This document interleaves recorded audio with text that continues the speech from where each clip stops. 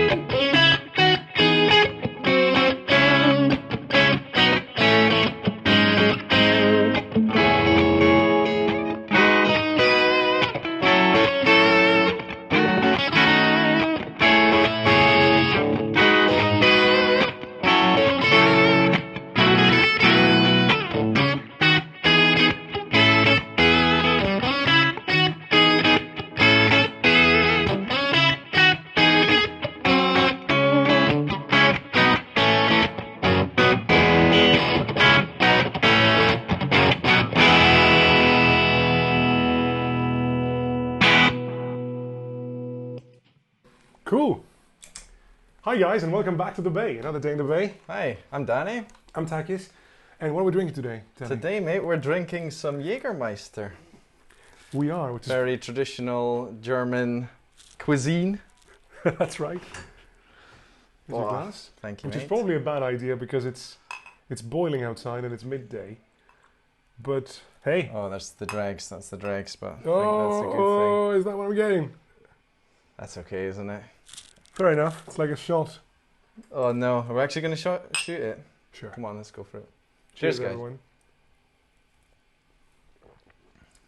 Okay, that'll wake you up. Yeah, Put some here. Jaeger. Okay, so what's the deal today? There's no surprise, there's no reveal. You know the guitars.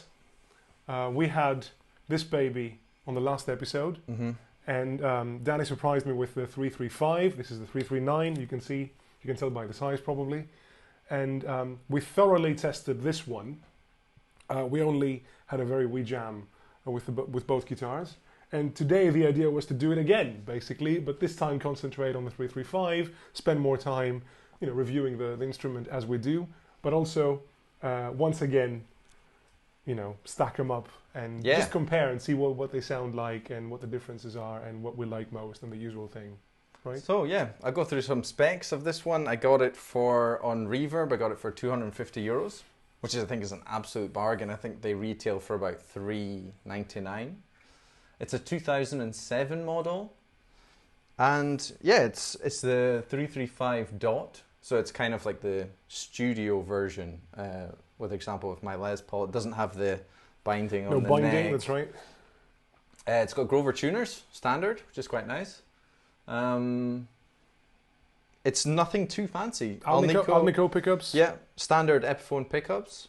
It's a 12-inch radius and 3-way toggle.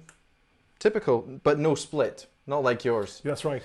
That was a great feature. That's the on thing. your guitar. And I think I mentioned it in the previous episode for the 339. The new versions of these do not have the coil split. They have Grover tuners, but not the coil split. So you have to go into the used market to find an Epiphone 339 Pro with the coil split and the Epiphone Deluxe tuners.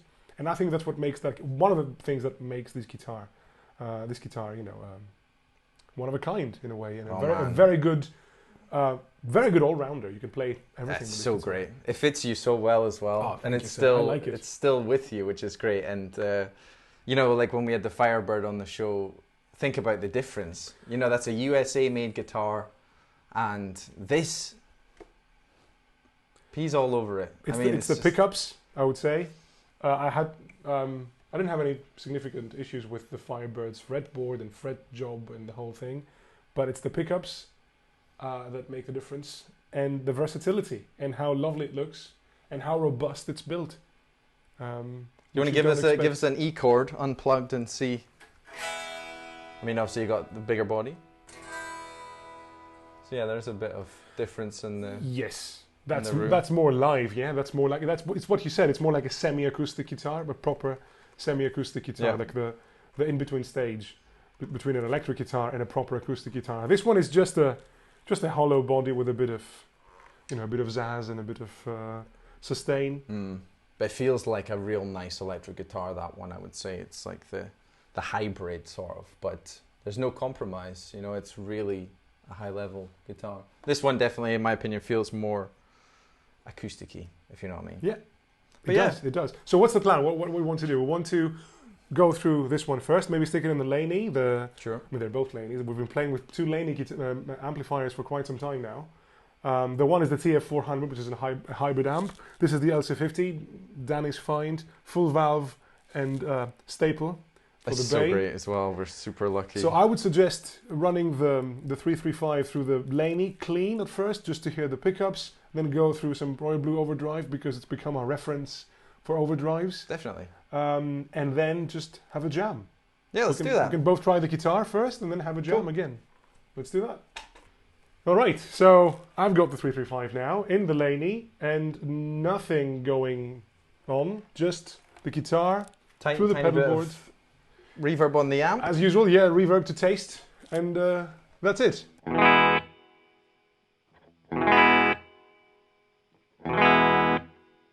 Danny was playing earlier, and we haven't tuned anything, so...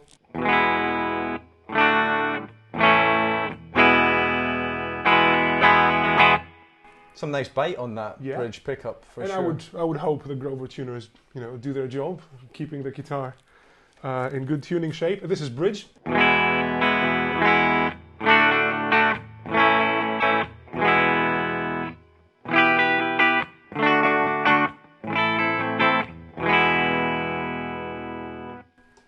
Mid.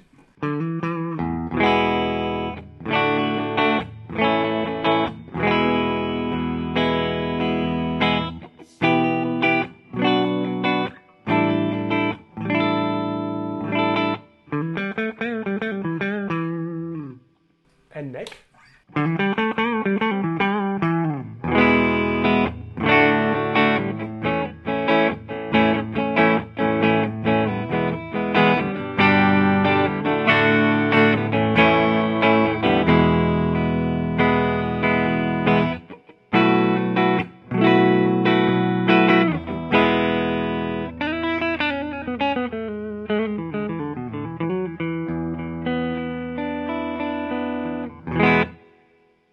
Very pleasant, very warm, very round.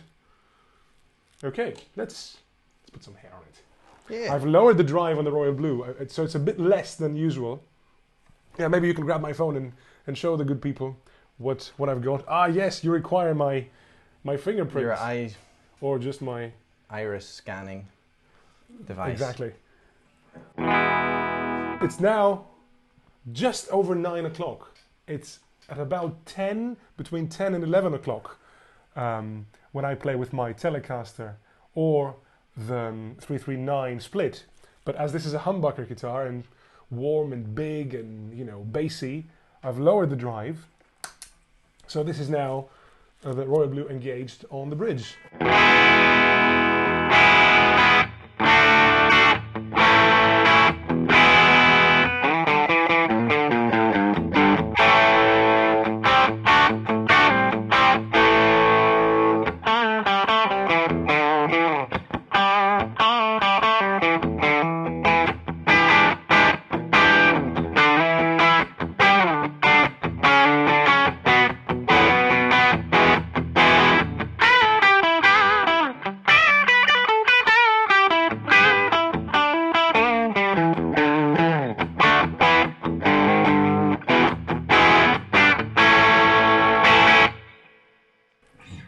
Mid.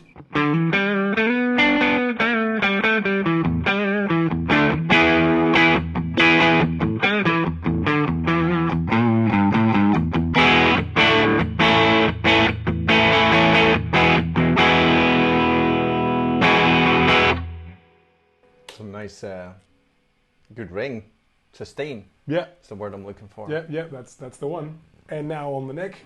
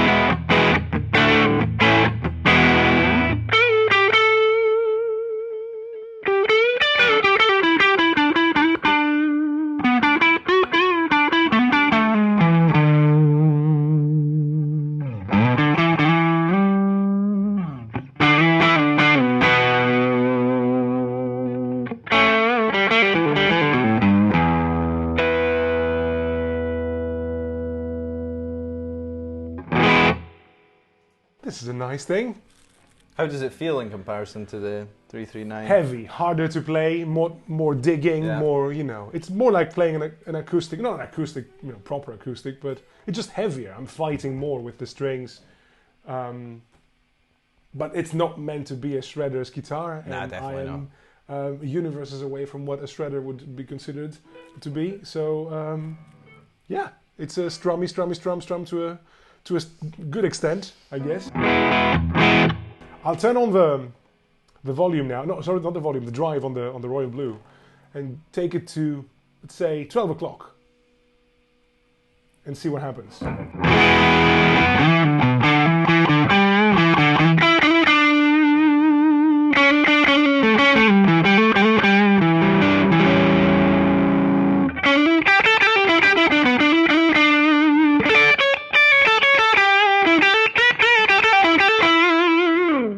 Creamy.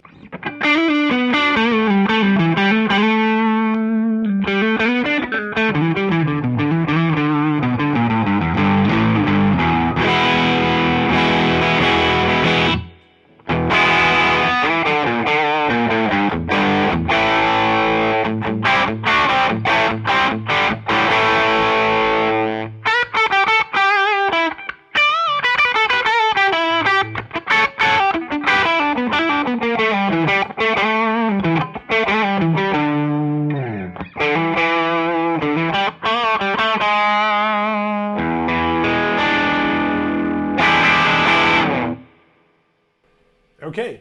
Sweet. I'm not crazily in love with the mid position. It's lacking a bit. Yeah, it's lacking the spank that you would hope on any guitar, really. But you know, more so on a 335. You want especially that with drive on. PAF. It already sounds like more like the neck pickup than the bridge pickup. If that makes sense. More creamy, more.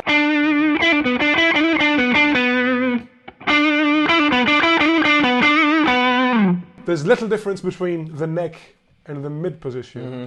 The bridge does a very good job of being bitey, as a bridge should be.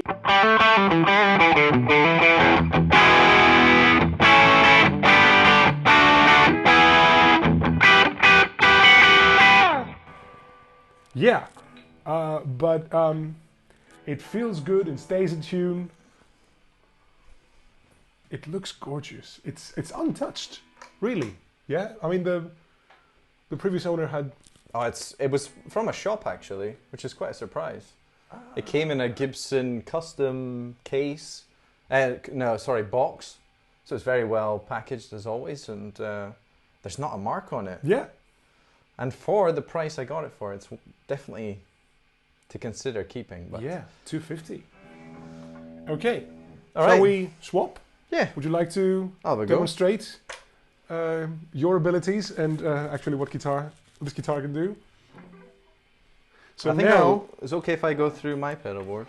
Oh, absolutely. So your pedal board in the hybrid Laney. Yeah. Apologies for that. So I should have some. If I do this. So yeah, I'm running through my pedal board into the hybrid Laney this time. I've got the Memory Man on, which is I'm so in love with, because it's got the preamp in it, and yeah, it gives a bit of extraness. I don't know, like this without.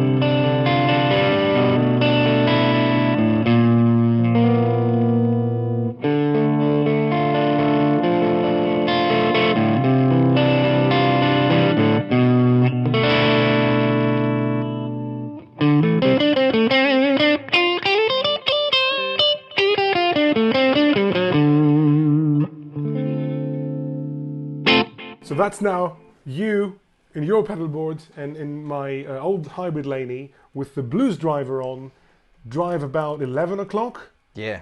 And the Memory Man, which has a preamp and gives a bit of hair and a bit of awesomeness to the whole signal. I don't know if you've been playing with my Memory Man, because it's the delay is perfect. I couldn't get it like that. No? And now today it's...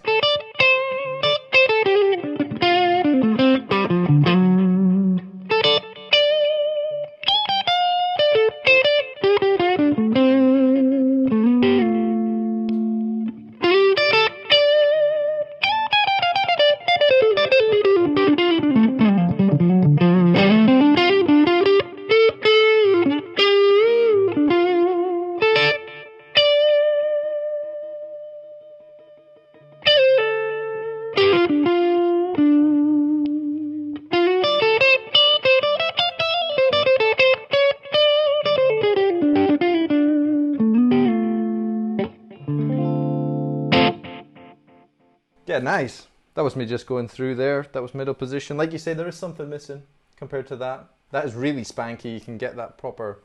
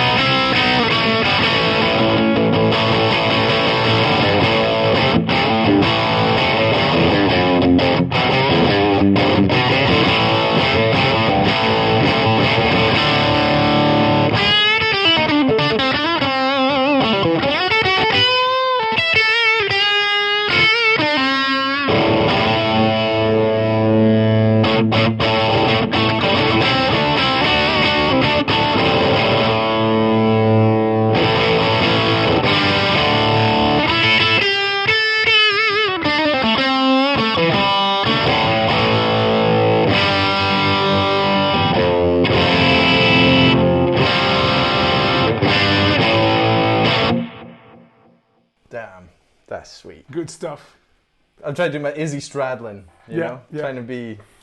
I'm kind of going back into a Guns N' Roses phase of that, like, that really like...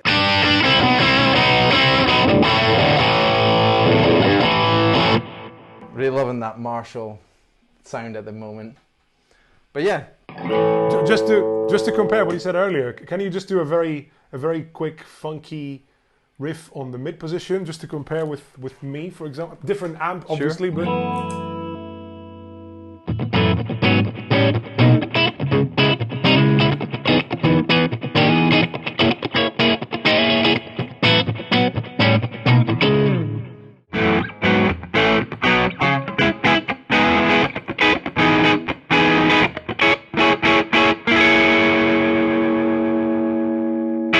Still more definition, clarity in those pickups. Epiphone, I think, have come a long way with pickup development for sure. I think these were very bulk, just thrown in every Les Paul back in the day, every 335 SG. But now they've definitely, that's really nice, you know. And the same happened with Fender too. Basically, they the one improvement, the cheapest lines of their products. The biggest improvement is the pickups, I think. So you compare the Mexican Teles and the Mexican Strats from 2014, 15, and the ones that came out now, like the Player Series, which is my Tele basically. Yeah, it's the pickups. Oh yeah, actually, they're that awesome. make the difference. They're awesome. But let's have a little jam. But since speaking of the Guns N' Roses sort of thing, we've got a little piece.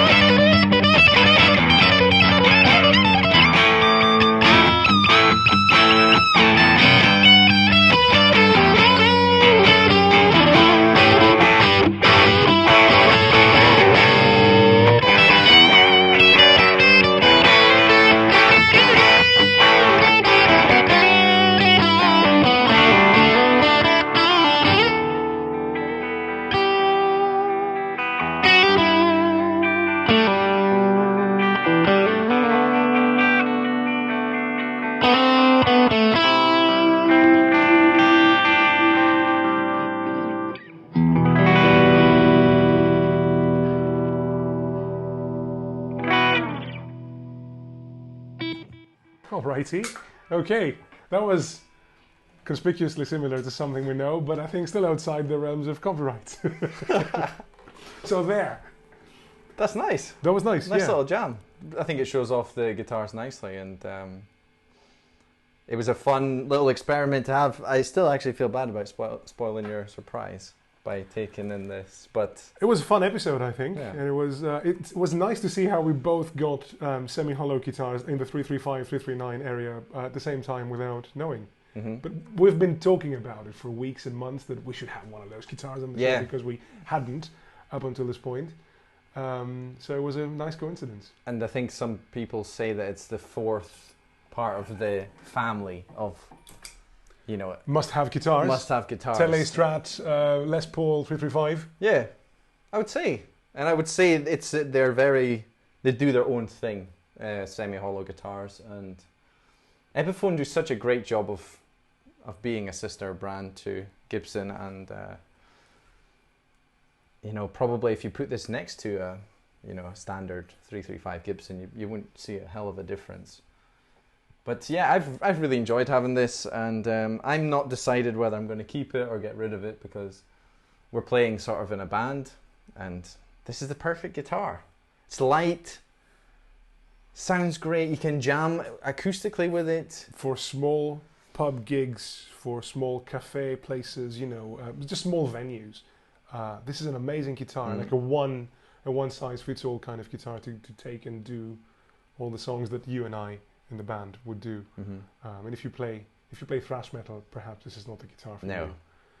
But if you play anything, you know, remotely rock, jazz, blues, acoustic, poppy, this can cover pretty much everything. Yeah. Yeah. And what about you? You're keeping that? I don't know. I don't want to. The thing is, I wanted to have a single coil guitar and a humbucker guitar. And initially I wanted to get the humbucker Telecaster, the Player Series. But I wasn't that convinced with a coil split.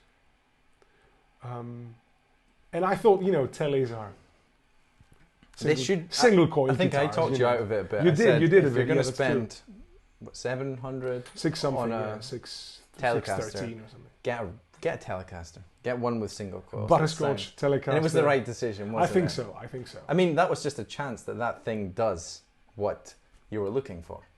True. I want the single coil sounds. I want the clarity and the breadth that a single coil pickup has. And this does it convincingly. It also does wonderful PAF type sounds. Like I was thinking of an SG as a supplement to my Tele. But this, I think now, sorry for any hatred this might cause, I think this looks better than an SG. This is more beautiful than an SG. Perhaps because I'm getting older. When I was in my 20s, I would have thought an SG is like a guitar. But this looks prettier to me. It's more sturdy. SGs are thin, you can pick them up just with one hand, sort of easy. And they're just a rock machine. Yeah. And just that rawness, and this does way more, I would say. Yes, it does. But yeah, come on, let's get another SG on the show. This is definitely happening. Yeah, I've been looking for some SGs on eBay. So, okay, let's wrap this up. Yeah, let's see. We'll put it down in the description if it goes for sale. We're out of Jaeger, but you put some Coke, I see. Yeah, put some Coke in there. I've already downed mine. Is that you or me? That's you. Thank you, sir. So that's you then. And so, album with Jay. Album with Jay. Shall I? Cheers, mate. Cheers, man. And cheers, everyone. Cheers, guys. And girls. Just, some Coke with just a hint of Jaeger from the glass, which is what you need on a hot day like today. So, album with Jay. I'll go first. Yeah, you go first. So my album is as pop as it gets, because that was the first album that popped into my mind. Excuse the pun. Popped into my mind when I was, thinking of albums with Jay, and I thought, that's too, I need something that describes my personality better. So I just browsed and started looking for Jay albums in the rock and prog rock and jazz and fusion and metal, of course, world. And I think I will stick with my pop choice. Can you guess? No. Big pop album beginning with J. Jump? No. No. Was that an album from Van Halen? That was 1984, the album. Jump was the opening track in the album 1984 by Van Halen. Okay, and right. I wouldn't classify that as pop. I mean, it no, became but I just extremely can't think popular. of anything with J. No, Justified. Justin Timberlake. It's a great album, mate. It's just, I mean, my respect for Justin Timberlake went through the roof with the Saturday Night Live bits and how funny he was. But this album alone, musically speaking, I think Timbaland is some of the responsible, songs are or Pharrell. Yeah. It's got Senorita, it's got Rock Your Body, it's got Cry Me a River, it's got Like I Love You. It's got awesome pop songs. Definitely. And no one can turn on that songs like Senorita and not groove to that. Yeah, how can you not get like, down to Cry Me a River or something, or Senorita or Rock Your Body? And the guy can sing, whatever you think about pop music and pop culture and pop lifestyles, I don't know. The guy can sing. The guy had a Michael Jackson quality of a singer. Still does. And yeah, I'm going to go Justified, Justin Timberlake. Cool. Put this in your pipe and smoke it. Mine is Jailbreak by Thin Lizzy. Thin Lizzy? Yeah. Okay. That's, it's quite a, I think it's a two-sided album. It is. And it's got the song Jailbreak in it, which is just Phil Lynott as a bass player. Oh my God, it just came to me now that I have an album. I have to mention this. Okay, go for it. Johnny the Fox by Thin Lizzy. Okay. Which is, oh yes, I'm sticking with Justin, but this album never came to me. And either you said Jailbreak, I thought, Thin Lizzy, yeah, I like Thin Lizzy. Jailbreak is not my favorite album. Johnny the Fox is. That's a J album. Yeah, check it out, by the way, if you don't know that album. Very, very mature. Gary Moore playing guitar. God, unbelievable. What, is he in Jailbreak too? I don't know. The other guy, Scott Gorham, was always there, right? He was always involved. I think so. But I think Gary came and gone. Boys Are Back in Town is in it as well. Yes. Which is... one of the most popular songs by Thin Lizzy, yeah. And the Cowboy song as well. Absolutely insane. Guitar tones and bass tones and just... And an Irish band, you know? With two guitars, right early on in the 70s, not the most popular thing back then. The Rolling Stones had two guitars, but they never did proper heavy metal-like rhythm guitar, you know, lead guitar, like riff and you know, melody with two guitars. Thin Lizzy, Wishbone Ash, these bands were the pioneers in proper two guitar and work. The harmonies, the guitar harmonies are just wild. And it probably we still hear that today in rock music. Yeah. You know, bands like The Darkness or something like that. Like that sort of Queen, Thin Lizzy, real great two guitar album, and just amazing. I love Thin Lizzy and I love their story, and I love punk attitude, and Phil Lynott, and he passed so early. Shame, absolutely, and Gary obviously too, but yeah, recently, but still too early.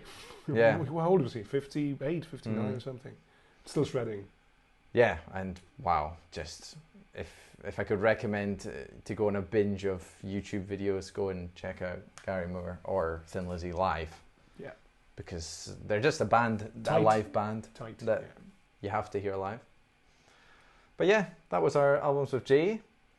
And coming up, we want to do a shootout between drive pedals. Yes, that will be the next one, I guess. It's been a while between episodes. Sorry for that, but you know, circumstances and it's also weather warm. And a bunch of things. But yeah, the next one should be the one where we compare a number of dual overdrives of different price points, because it's something that I know many people spend years and years going through overdrives. There are so many out there. It's difficult to try something without buying it, and today we have the option of buying things and returning them. I try not to do that, generally speaking, so it's good to have friends who can lend you a bunch of pedals and you know, experiment with different drive sounds. And I'm definitely on that path to the promised land in terms of drives, in terms of overdrives, and the right amount of drive, the right number of gain stages, and how to use them. I got a present from Danny recently because it was my birthday a couple of months ago. And we're going to show that too, especially yes, I got something else. Another guitar that would fit well too. We've got another guitar, we've got another amp coming up. So yeah, stay tuned. All right. One more cheers. Cheers to you. I'm not dissing you, and to everyone. And we'll see you soon. Take care, guys. Ciao. Bye-bye.